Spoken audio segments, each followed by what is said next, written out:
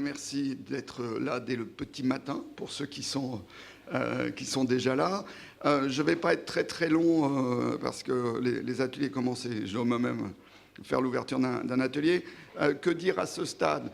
Bon, je crois pouvoir déjà dire que ce sommet est un succès, avec, vous l'avez tous constaté, une affluence très forte hier, environ 80 nationalités présentes. Une très belle dynamique des ateliers. Ça, je ne sais pas si vous l'avez autant suivi que les plénières, notamment l'intervention du président de la République, mais les gens sont sortis des ateliers très contents de la qualité du travail dans les ateliers.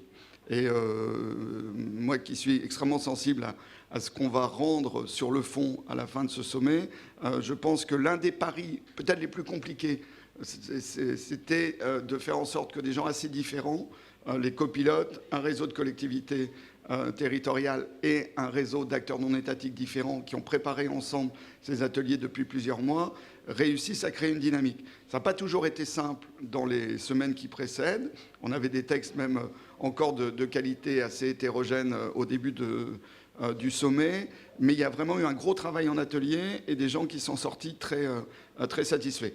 Il y en aura une restitution cet après-midi extrêmement succincte, parce que pour faire la restitution de l'ensemble, ça laisse 2 minutes à peu près par atelier. Il y aura quelques éléments forts qui seront donnés en 140 signes. On s'adapte aux réseaux sociaux actuels. Mais surtout, le fond des textes, c'est-à-dire on va avoir produit à la fin de ce sommet plus de 50-60 pages de textes. C'est à mon avis un point important, parce que c'est ça qu'on va continuer à utiliser derrière dans la suite de la négociation. À ce propos, je crois qu'on est extrêmement satisfait du propos du président de la République hier après-midi sur l'accès direct des collectivités au financement climat. C'est une phrase extrêmement importante pour nous. C'est depuis plusieurs années une de nos priorités dans les négociations internationales. On sait très bien qu'aujourd'hui, beaucoup de territoires du Sud, notamment, je pense aux villes africaines, n'ont pas accès au financement. C'est-à-dire qu'à l'échelle mondiale, il y a beaucoup d'argent disponible, mais parce qu'elles ne présentent pas la totalité des garanties, elles n'arrivent pas à avoir accès à ces financements. Donc, le soutien du président de la République qui organise la prochaine COP à Paris à cet accès direct est extrêmement important. Après, il va falloir le transformer en proposition opérationnelle, le décliner techniquement. Ça va être la suite de notre travail, mais c'est une porte vraiment ouverte après l'intervention du président de la République. Donc ça, je crois que c'est un point extrêmement important. Pour aujourd'hui, donc ce matin, les ateliers continuent leur travail, ainsi qu'un certain nombre de réunions. Il y a un peu dans tous les sens des réunions des différents réseaux, des différentes coalitions d'acteurs. Nous avons cet après-midi donc une grande plénière de restitution et d'engagement. Sur la restitution, je viens d'en parler avec les comptes rendus des ateliers et des exemples qui seront portés par des élus de grands territoires. Sur la séquence d'engagement, nous allons avoir deux types d'engagement. Donc j'insiste là-dessus pour vous, journalistes. Une première séance d'engagement à 2020 qui seront portés à titre individuel, par donc des collectivités, des régions ou des municipalités. Ça veut dire que nous allons agréger la totalité des engagements pris à 2020 par décision politique et à l'échelle du territoire.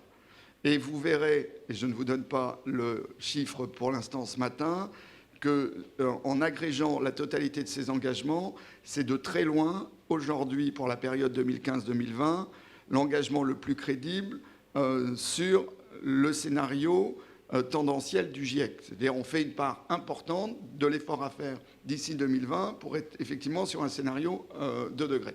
Donc le résultat sera donné vers 15h30 à ce niveau-là. Deuxième type d'engagement, c'est pour le long terme, jusqu'à 2050, où là, ce sera un engagement des réseaux d'amener leurs membres sur la trajectoire 2 degrés. Ça n'est pas exactement de même nature. Donc, pour les comptes rendus presse, c'est important de faire la différence entre ces deux types d'engagement. L'engagement 2020 adossé à des décisions politiques prises à l'échelle des territoires.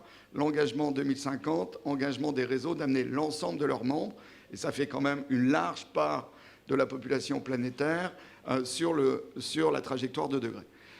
Ça, c'est pour les engagements. Et nous présenterons donc aussi cet après-midi la déclaration du sommet de Lyon autour de l'importance de l'approche territoriale, l'action territoriale au cœur du défi du dérèglement climatique. Ce texte, que nous travaillons depuis déjà, là aussi, plusieurs semaines, est signé par des focal points, c'est-à-dire les organisations reconnues par l'ONU pour représenter les principales constituencies, groupes majeurs. Les jeunes, les entreprises, les ONG environnementales, les collectivités territoriales, les syndicats. C'est le texte le plus largement signé de l'histoire des négociations internationales sur le climat. Ça prouve un élément de consensus très fort aujourd'hui entre les acteurs non étatiques sur l'importance de cette approche territoriale. Et donc ce texte, à partir de là, aura quand même une valeur très, très importante. Ce n'est pas juste une déclaration de plus à rajouter dans la longue liste et la collection des déclarations. C'est la première fois que tous les acteurs non étatiques représentés par leurs organisations principales signent le même texte. Et donc ça, c'est quand même un point d'étape important pour dire qu'à côté des États, les dynamiques des acteurs non étatiques aujourd'hui sont très très fortes et ils ont eux aussi capacité à trouver des points de consensus, des points de dynamique ou des points de compromis pour s'exprimer ensemble. Donc ça, c'est un point extrêmement important et nous clôturerons le sommet par les prises de parole ministérielles. Carole Dieschbourg, qui est la ministre de l'Environnement du Luxembourg, qui préside l'Union européenne aujourd'hui pour le Conseil des ministres de l'Environnement. C'est donc elle qui présidera la délégation européenne à la COP. Donc c'est quelqu'un qui a évidemment un rôle majeur. Hakima El Haïté, la ministre marocaine, qui accueillera la COP 22.